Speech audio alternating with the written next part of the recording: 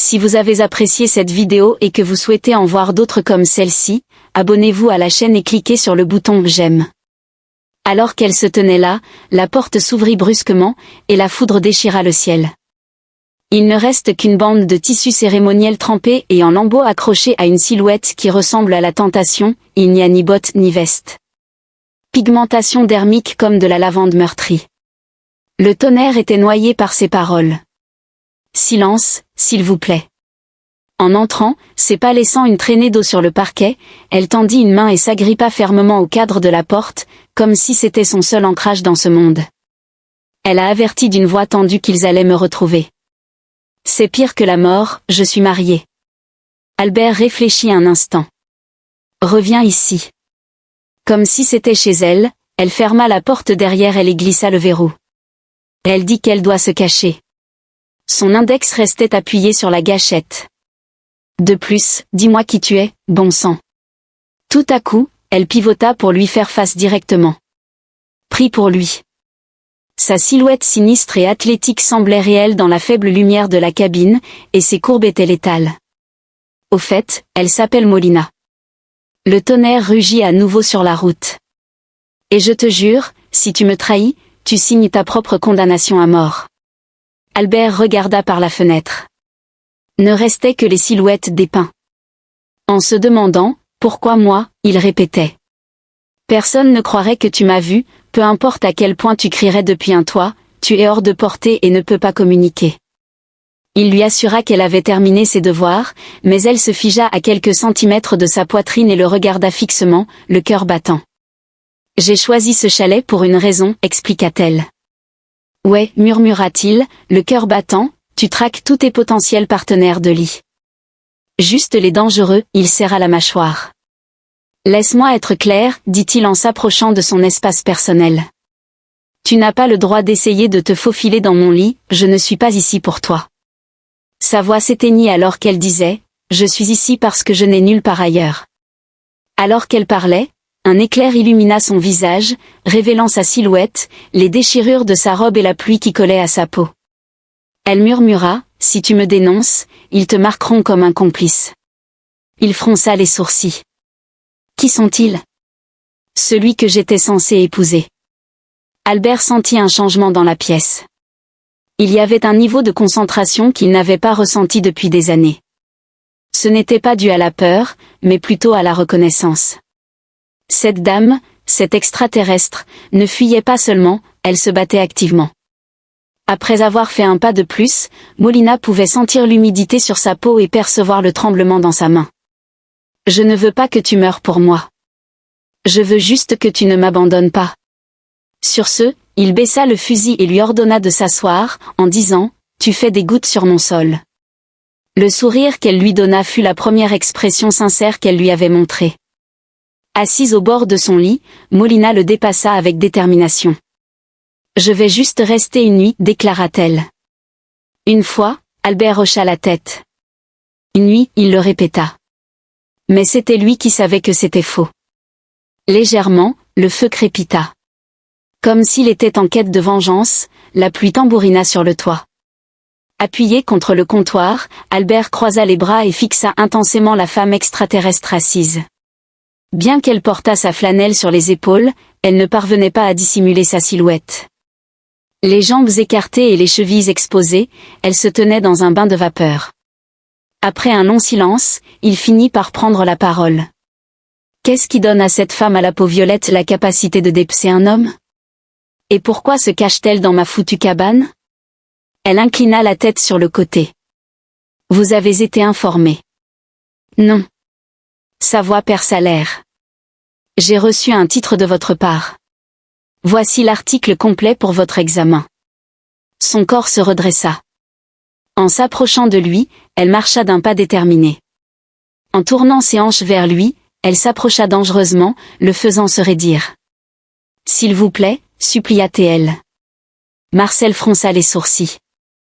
Il la vit alors. Sur son côté gauche inférieur, elle avait la marque d'une bague enflammée. Pas tatouée, mais brûlée. Une légère pulsation de lumière argentée, entourée d'un anneau de tissu cicatriciel rouge en colère, pulsait sous la peau. Rien de ce qu'il faisait ne la touchait. S'il te plaît, dis-moi ce que c'est. Son ton était monotone. C'est une marque de mariage. Son cœur fit un bond. Tu as été marqué? Molina hocha la tête une seule fois. C'est ainsi qu'il affirme sa possession. Le mariage est un symbole de domination sur une femme, sa famille et sa terre dans ma culture. Albert soupira profondément. Eh bien, Jésus. De plus, elle a mentionné qu'il m'a acheté lors d'une enchère. Pas inhabituel dans ma ville natale, surtout pour quelqu'un de son calibre. Albert grimaça. Permettez-moi de spéculer. Chef de guerre, grand nom, gros égo, corrigea-t-elle. Les fusions de pouvoir utilisent souvent ma tribu comme des marionnettes. Nous n'avons aucune intention de nous marier. Oui, s'il vous plaît. J'avais été invité à participer à un traité. Il a supposé que vous étiez morte dans une émeute. Par conséquent, elle est devenue plus mystérieuse. En sortant, j'ai réussi à brûler la moitié de l'équipage de transport. Elle a exprimé sa réticence à les tuer. Cependant, je l'ai fait parce que je refuse d'être possédée. Je préférerais mourir dans tes bras, dit-elle, plutôt que de retourner au sien. Son toucher délicat, comme un murmure, atteignit sa poitrine alors que ses doigts se levaient. Albert ne bougea pas. Il lui dit qu'elle parlait comme un soldat. Elle croisa son regard et dit, « Je suis encore là. » Quand c'est absolument nécessaire, il hocha la tête. Il t'a invité à passer la nuit. Ses yeux s'illuminèrent de soulagement. Elle murmura des excuses. Avant que tu ne me remercies, murmura-t-il en se détournant. Dans leur poursuite, ce chalet servira de tombeau. Donc, tu devrais garder un œil ouvert pendant que tu dors. Et il sourit. Priorité pour toi seul. Ils s'assirent silencieusement près du feu plus tard. Elle se recroquevilla dans un coin de son lit, loin. Un dernier crépitement signala que les lumières s'éteignaient. Pas d'électricité. Le temps sévère persiste. A-t-il fait frais, demanda-t-il. Elle resserra le flanel contre son corps. Juste un soupçon? Il se leva, atteignit derrière la chaise la vieille couverture en laine, puis la porta au bord du lit. Son regard se fixa sur le sien. Ne prévois pas de m'accompagner. Il a dit que tu es une mariée extraterrestre en fuite avec un nombre de victimes. Pas du tout une histoire pour s'endormir. Elle frissonna légèrement. Ensuite, pourquoi me regardes-tu comme ça? Albert garda son calme. Dans quel but? Comme si tu espérais me détruire. Puis il jeta la couverture sur ses genoux. Repose-toi. Elle avait son poignet dans sa prise alors qu'il détournait le regard. Tu ne peux pas me tromper, Albert. Quand il entendit son nom, il se figea. Selon elle, tu crois que je ne suis qu'une illusion que le destin a placée dans ta vie. Mon intérêt n'est pas éveillé par ton histoire de rédemption. Donc, tu ne l'étais pas. Alors, quels sont nos plans? Elle échappa à son regard. Se débrouiller. Finalement, elle relâcha son poignet. Tu sembles réel, remarqua-t-elle. Absolument, murmura-t-il. Trop sérieux. Selon elle, peut-être que j'ai fait le bon choix de lit. Il n'y avait maintenant qu'un léger grondement de tonnerre. Juste avec tout le reste qui se passait ce soir-là, la tempête ne voulait pas partir. Assis dans le vieux fauteuil en cuir près de la cheminée, Albert sortit son arme. Sa patience devenait mince en la voyant encore au lit, torse nu. Molina était allongée sur le côté, le coude relevé, face à lui. Ses hanches étaient enveloppées par la couverture. Il était impossible de détourner les yeux d'elle lorsque la lumière du feu se reflétait sur sa peau. Tu restes silencieuse, remarqua-t-elle. Il détourna le regard. Et ensuite? Une nuit, murmura-t-il. Tu es toujours là. N'était-ce pas l'accord? Elle sourit et dit, je ne parlais pas d'une seule conversation. Puis ils détournèrent le regard. Ce n'est pas moi. Oui, c'est toi. Il leva les yeux vers le ciel. Personne ne peut fermer les yeux sur toi. Mon intention n'était pas d'être. Ensuite, après qu'il soit déjà mort, les lumières ont clignoté une fois. Puis, avec un dernier sifflement de statique, la batterie de secours dans le panneau mural ancien a grincé et est morte. Un blackout total s'en est suivi. À ce stade, il n'y a que des lampes à feu. Elle aussi. En se penchant en arrière, il a posé l'arme sur le sol. Elle a demandé si vous n'étiez pas épuisé. En la regardant, il a parlé. Depuis Fallujah, je n'ai pas ressenti de fatigue. Assis droit, Molina reprit ses tâches. La couverture se défit. Albert détourna le regard. Elle m'assura que tu n'as pas peur de moi. Selon sa réponse, il a été témoin de pires atrocités que ce que tu as décrit. Se levant, elle traversa la cabane pieds nus. Elle s'arrêta à ses côtés et baissa les yeux. Pourtant, j'ai peur de te faire peur. Albert haussait un sourcil. Encombré de pièges sur 6 acres de terre, je suis armé d'un pistolet et d'un passé de guerre. Je ne me laisse pas facilement effrayer. En fait, elle était d'accord. La force de la gravité, en revanche, est trop forte et tu la combats. Ou, comme il l'a dit, des esclaves en fuite portant des cicatrices brillantes et des marques de mariage. Elle a souri. Tout à fait. Juste assez longtemps pour qu'il sente la chaleur sous son extérieur glacé, elle s'est penchée et a caressé le dos de sa main avec ses doigts. Comme elle l'a dit, tu as déjà touché quelque chose en sachant que ça te brûlerait? Il resta silencieux. Sans fléchir, Molina dit, ouais, et je l'ai touché quand même. Ses lèvres se courbèrent alors qu'elle disait, j'ai appris quand m'arrêter. En réponse à la question, que s'est-il passé? Enseigne-moi. C'était sa seule réponse. Elle pivota, retrace ses pas jusqu'au lit, et prit place. Ses jambes étaient couvertes par la couverture douillette. Tu vas rester là toute la nuit, soldat, demanda-t-elle. Demanda-t-elle. Est-ce que cela va être une admission que tu es trop froid? Continue de fixer les flammes, Albert. Le soleil s'était couché. L'air était maintenant sec et âcre. Elle avait raison. Il faisait frais. Juste assez frais pour une personne alimentée par l'alcool et l'excitation. Lève-toi, va au lit et allonge-toi. Ils étaient silencieux. Ensuite, elle traça à nouveau le dos de sa main avec ses doigts. Le rythme est maintenant réduit. Elle a dit que tu es chaud.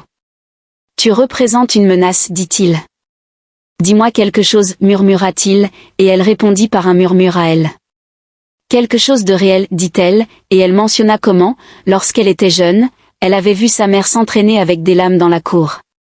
L'air était tranché jusqu'à ce qu'il implore son pardon. Je voulais l'imiter. Sa force était inégalée, et Albert la regardait avec admiration. Ses doigts continuaient de tracer son poignet et son avant-bras, mais elle n'essayait pas de le séduire, elle essayait plutôt de s'ancrer à quelque chose de solide lui, parce que je n'étais pas censée y arriver. Elle se tourna enfin vers lui et dit, « Tu l'as fait. » Elle demanda ensuite, « Pourquoi ne m'as-tu pas encore embrassé ?» Albert leva les yeux vers les poutres du plafond. Ils étaient à quelques centimètres l'un de l'autre quand elle murmura, « Tu te sens stable. » Ne confonds pas cela avec la sécurité. Sa respiration se coupa en disant, « Tu n'es pas comme lui. » Il répondit, « Non, je ne le suis pas. » Elle cligna des yeux. « Et si je t'embrassais, je ne te retiendrais pas. » Sa main se déplaça vers sa poitrine. Encore une fois, elle murmura, « Tu es sincère. » Lui ne l'était jamais. Comme une propriété enfermée dans la chair, il se sentait toujours froid. Avec un toucher stable et ancré, Albert posa sa paume sur sa hanche. Tu n'es pas une possession, ses yeux rivés aux siens. Alors, traite-moi comme si je ne l'étais pas. Ne te moque pas, dit-elle doucement. Puis il l'embrassa et répondit, je ne le fais pas. Tu joues avec le feu. Après cela, il m'a brûlé. Le choc de leur respiration, de la chaleur et des liens presque brisés se mêlaient dans leur bouche. Elle tenait fermement sa mâchoire. Il prit sa taille et la rapprocha. La couverture se déplaça. À l'intérieur, il n'y avait que des halètements superficiels et des regards furtifs alors que la tempête grondait à l'extérieur. Elle retira rapidement sa main. Pas plus loin, murmura-t-elle. Une fois, il hocha la tête. Je suis d'accord. Elle posa sa tête sur sa poitrine, ferma les yeux et continua à respirer maladroitement. La semaine prochaine, remarqua-t-elle. Tout change. Albert continua de fixer le plafond, ses mains restant sur ses hanches. Ouais, murmura-t-il doucement. Je le sens aussi. La tempête s'est calmée aux premières heures. Albert s'est réveillé avec des crépitements. Molina était toujours dans ses bras, blottie contre sa poitrine, respirant doucement, mais elle n'était pas endormie. Ne bouge pas, murmura-t-elle. Avec ses doigts enroulés autour de l'arme dissimulée sous le lit, sa main était déjà au bord du lit. Qu'est-ce que c'est ? Demanda-t-il. Sa voix était mesurée et basse lorsqu'elle questionna, périmètre de détection des capteurs. Albert se leva doucement, le matelas à peine craquant, tandis que le brouillard flottait à travers les fissures de la fenêtre. D'un mouvement fluide, il sortit du lit, revolver à la main. Malgré l'absence de protestation de Molina, elle était déjà en mouvement, enfilant les jeans qu'elle avait découverts la nuit précédente et récupérant le couteau qu'elle avait caché sous son lit. Elle finit par le rattraper et le rejoignit près de la fenêtre, où il regardait à travers la fente du rideau. Seuls les pins manquaient, cependant. Sa terre était câblée et ne mentait jamais. Le long de la lisière sud des arbres, je sentis le passage du drone. L'appareil volait bas, avec juste un scanner. Le mot passif était utilisé, mais elle insista pour dire que cela signifiait chercher un corps. La mâchoire d'Albert se contracta en entendant le mot. Le tien. Sa main toucha légèrement son bras, et elle ajouta, et peut-être le tien aussi. Sur ce, il ouvrit la trappe murale à côté du poêle et en retira le long étui. Après avoir levé un sourcil, Molina a révélé un fusil de sniper M40 noir mat, un cadeau d'un ami qui n'est pas revenu, à l'intérieur du boîtier, qui contenait des balles.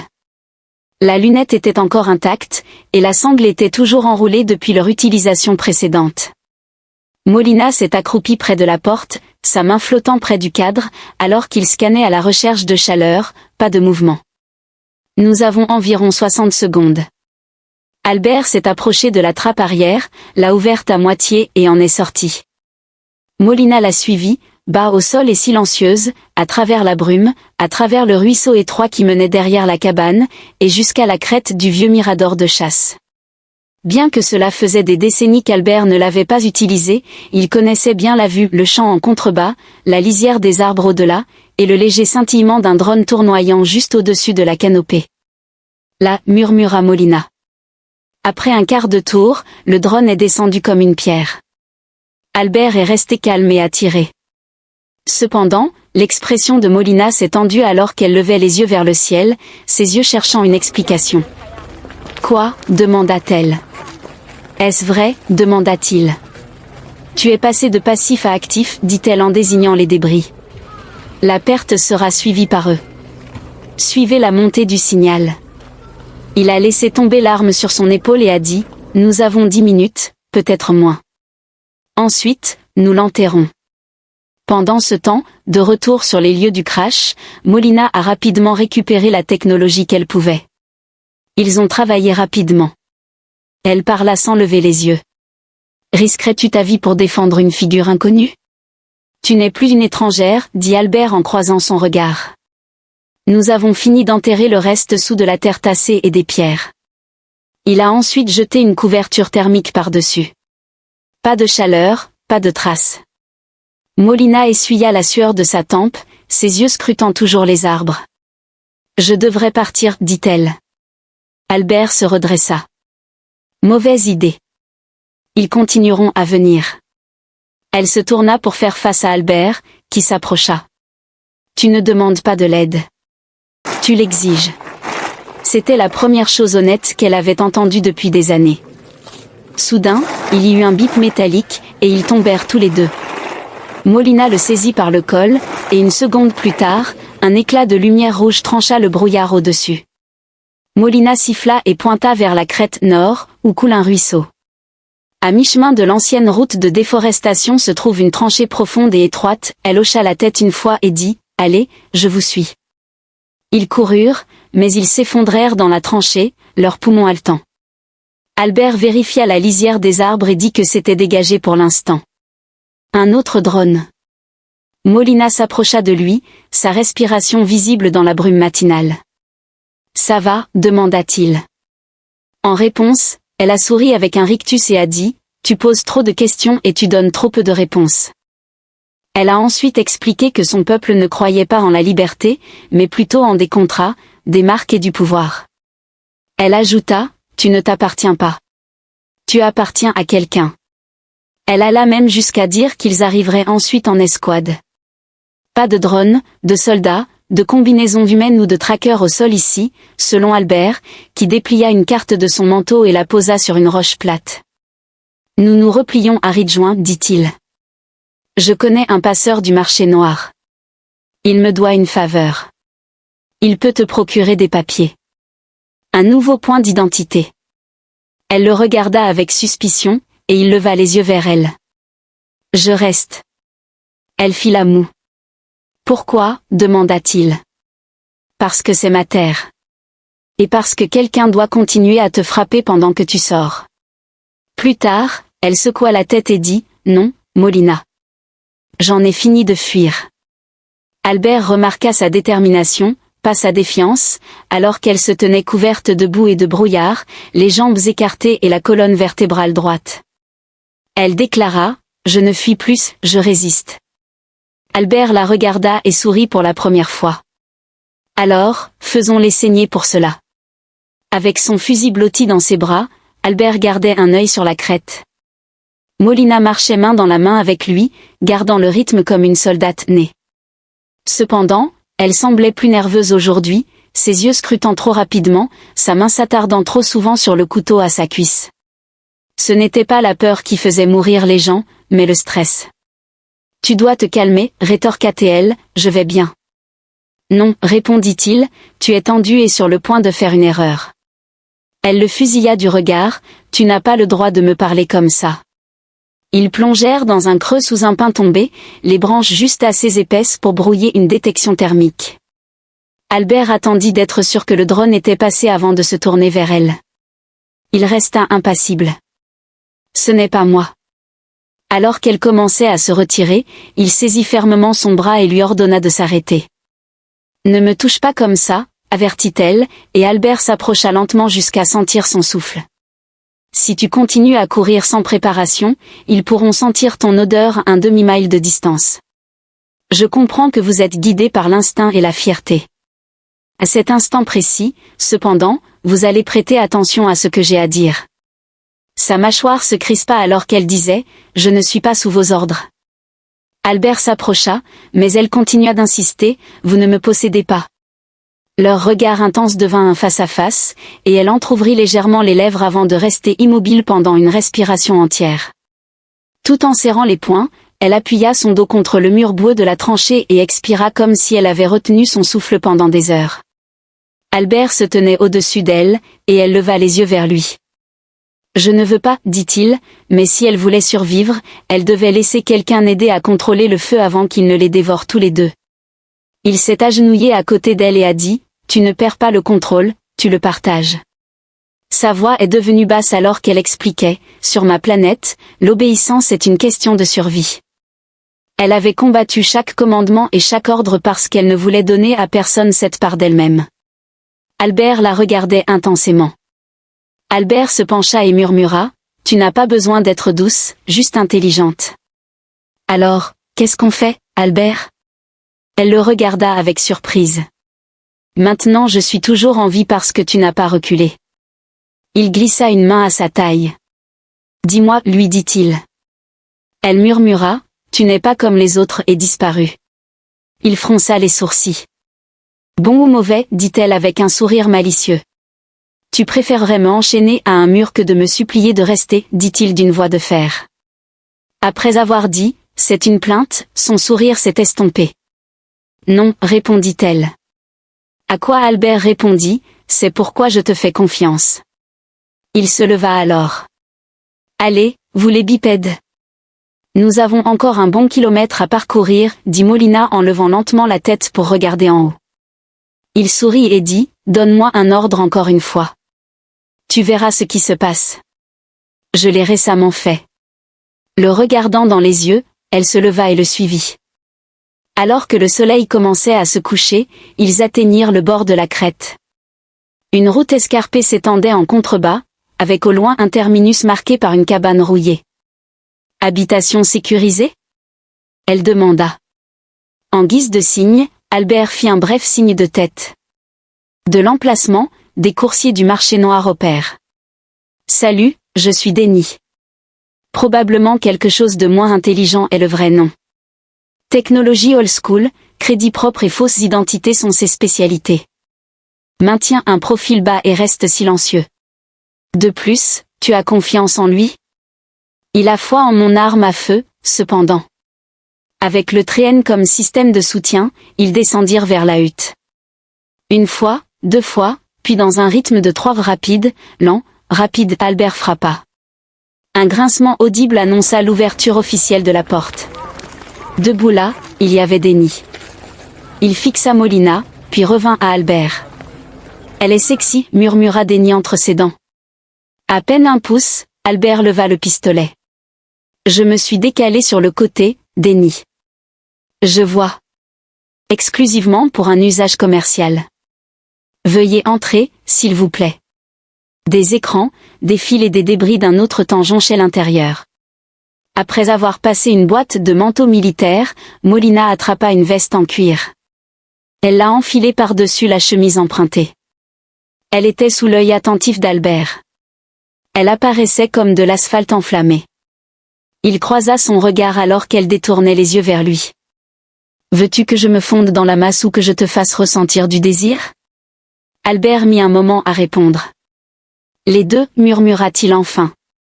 Molina esquissa un demi-sourire. Sur le chemin du retour, Denis apporta 2 fioles et un dossier. Décodeur d'ADN temporaire. 12 heures de sécurité. Peut-être moins si elle transpire beaucoup. Il l'a accepté. Certaines personnes la trouvent assez excitée. Affalée contre la table se trouvait Molina. Il le fait aussi. Un clin d'œil de Denis. Je préférerais ne pas être impliqué dans cela de quelque manière que ce soit. Albert ne lui prêta aucune attention. À quelle vitesse les cartes d'identité sont-elles imprimées? En 1 heure, tu peux le faire. À l'aube, nous sommes partis. Denis ne revint pas. Albert regarda Molina. Il n'était pas nécessaire que tu viennes de si loin, remarqua-t-elle. La plupart des gars auraient profité de moi ou m'auraient dénoncé. Je ne suis pas comme la plupart des gars. En fait, elle a bien accepté. Votre situation est encore pire. Tu m'incites à rester. La voix d'Albert était rauque. Ne partez pas alors. Puis, en coulisses, Denis s'affairait, maudissant son imprimante vétuste. Assise sur l'accoudoir usé d'un canapé qui semblait avoir été laissé à l'abandon depuis 10 ans, Molina prit place. Albert avait étalé plusieurs faux documents d'identité sur la table, et elle les inspectait de près. Ceux-ci ne correspondent pas. Adossé au mur lointain, Albert serra les dents et croisa les bras. Ce n'est pas ce qu'on attend d'eux. Il a reçu un regard de Molina. Voudriez-vous que je fasse semblant d'être une étudiante d'échange du Missouri nommée Elena Voss? En faisant un geste, Albert sourit. Le poste d'auditeur fiscal du Wisconsin vous attire-t-il davantage? Grognement, murmura-t-elle. Débarrasse-toi de moi tout de suite. Personne n'a vu le sourire d'Albert. Quoi qu'il arrive dans les 3 prochains jours, cela n'aura pas d'importance. Quand tu regardes en arrière, réalises-tu à quelle vitesse tout s'est passé? Elle a demandé. Haussant les épaules, il poursuivit sa journée. Pas vraiment un penseur, en fait. Elle se leva et le dépassa d'un pas décidé. Mon apparence est inhumaine, remarqua-t-elle. Descends de ce mur, cria Albert. Ouais, pas du tout. Elle pivota, maintenant un regard fixe. Pourrais-je éventuellement te faire peur? Non. Puis-je te réveiller? Il n'était pas déconcerté. Ouais. Elle haussait les sourcils. Ah, maintenant nous avons un problème. S'approchant lentement, il parla. Pourquoi est-ce que c'est le cas? Elle ne bougeait pas. Parce que je ne sais pas si je suis réelle pour toi ou juste la chose la plus proche de la vie que tu aies eue depuis des années. Il laissa échapper un souffle doucement. Tu penses que je tuerais un drone, fuirais des patrouilles armées, et te traînerais à travers un enfer de campagne pour le frisson? Elle baissa la voix. Je ne t'ai pas forcé. Je voulais juste que tu le fasses. C'est ce qui rend les choses réelles, dit Molina en détournant le regard. Compter sur les autres devient moins un défi. Gustave s'approcha. Ensuite, rendons cela difficile. Il tendit la main, effleurant légèrement sa clavicule, le bord de la veste, et la chair juste en dessous. Elle ne recula pas. Elle fit exactement le contraire et déboutonna le premier bouton en levant la main. Demandant, est-ce que j'ai l'air humaine maintenant? Continua-t-elle. C'était un hochement de tête d'Albert. Leurs lèvres se rencontrèrent comme si elles avaient tourné autour de cela pendant des heures. Tu as l'air d'un problème. Alors, occupe-toi de moi. En agrippant sa chemise, elle l'enlaça fermement. Il la poussa contre le mur. Le manteau tomba au sol. Il glissa ses doigts le long de sa colonne vertébrale et les pressa contre sa chair exposée. Cependant, il intervint lorsqu'elle tendit la main pour saisir sa ceinture. Ses yeux s'illuminèrent brièvement. « Quoi ?» demanda-t-il en pressant son front contre le sien. Elle s'exclama, « Pas ici !» Sa voix devint soudainement enflammée. « Pourquoi ?» Je lui ai demandé. « Parce que quand cela arrive, expliqua-t-il. » Elle s'étouffa et dit, « Je ne vais pas m'arrêter. Et je ne te laisserai pas prétendre que ça ne signifiait rien. » Reprenant sa position, elle retira sa veste et la remit. Les mots « Je déteste comment tu fais ça » échappèrent de ses lèvres alors qu'elle les murmurait. Il fronça les sourcils. Faire quoi? Rendre la fuite plus difficile. Ils partirent de la cabane de Denny à l'aube. Albert marchait silencieusement à ses côtés, un sac à dos en bandoulière et un fusil glissé sous son manteau. Helena Voss, une géologue planétaire avec un frère et aucun passé, une ardoise vierge. Albert évita de la regarder quand elle demanda « Te demandes-tu parfois qui je suis vraiment ?» Molina laissa cette pensée s'installer dans son esprit avant de parler « Tu baisses ta garde. » Albert répondit « Non, je déplace ma cible. » Molina le regarda alors et demanda « Vers moi? Qui ou quoi te poursuit ?» Leurs pas continuaient. Elle dit « Il y a quelque chose que je ne t'ai pas dit. » Albert continua sans se laisser distraire « Tu es pleine de ces choses. Celle-ci compte. » Il ralentit et insista « Vas-y. » Elle hésita avant de continuer « La marque, celle sur mon côté. » Une marque est exactement cela, une marque. C'est une clé, dit Albert, son expression demeurant inchangée. Cependant, ses épaules se décalèrent vers quoi, le suivi moléculaire avant qu'il ne s'arrête enfin. Albert murmura entre ses dents, ils sont plus proches que nous le pensions. Elle hocha la tête, et ils ne viennent pas seulement pour me récupérer. Cela a été mentionné parce que, comme elle l'expliqua, la marque ne peut être activée qu'en utilisant le signal intégré dans l'armure. Ce n'est qu'hier que j'ai découvert qu'elle s'était activée la nuit où j'ai trouvé ta cabane.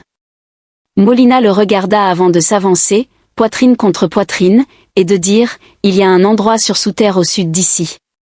Ils viennent me punir publiquement et douloureusement. Albert serra la mâchoire et nous avons coupé la marque. Elle n'a pas répondu.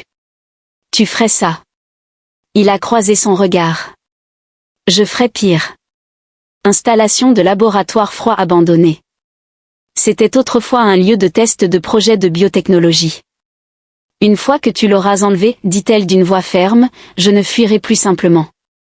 Je serai chassée comme une évadée, pas comme une épouse.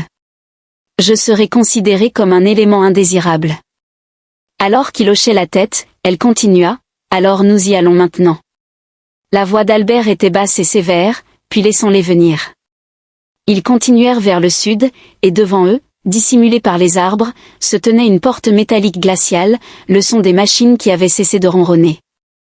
Au loin, les premiers soldats avaient pénétré dans le même endroit qu'ils venaient de quitter, souriant, et au coucher du soleil, ils avaient localisé le laboratoire glacé, à moitié caché sous la mousse et les vignes, camouflé dans une colline qui semblait désirer son effacement.